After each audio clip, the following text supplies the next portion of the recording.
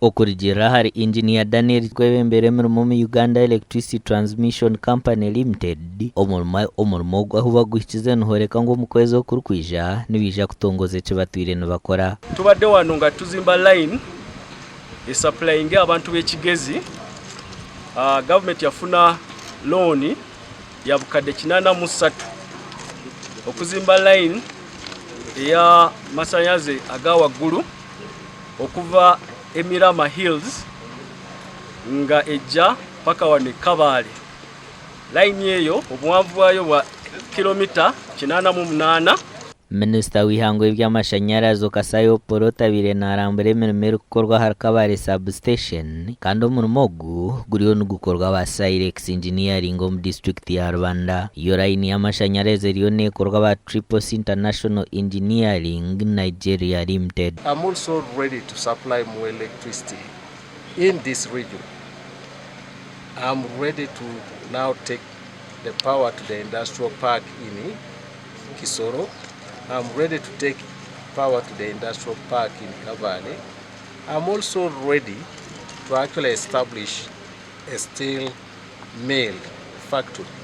Okasai najarang no barabe no bakorevi ekizubu cy'amashanyarazi cyarahwereho tumwe kucera munonga haryabo abinezara inenkuru kandi ogunashobora na bumwe habigenderwa bya government omukongera abantu amashanyarazi.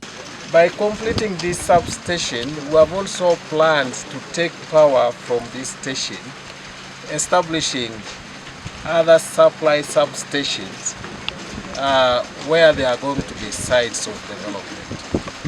When you look at this station, there are 4 other bays which will enable us to take bulk power to other demand centers. Our pledges as government are premised on power. We are talking of modernization of agriculture.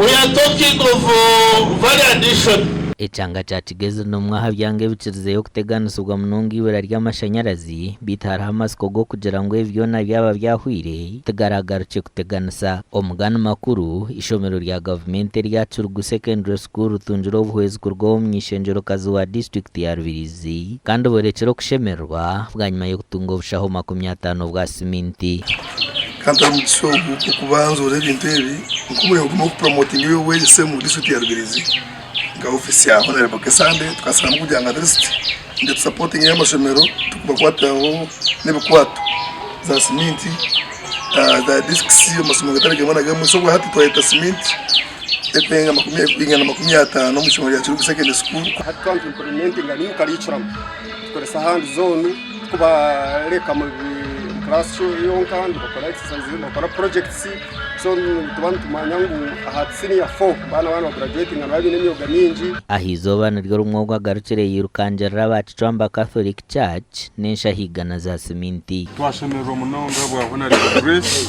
Kesande tukushikiriza ekiyaraganise 150 bags of cement twazitunga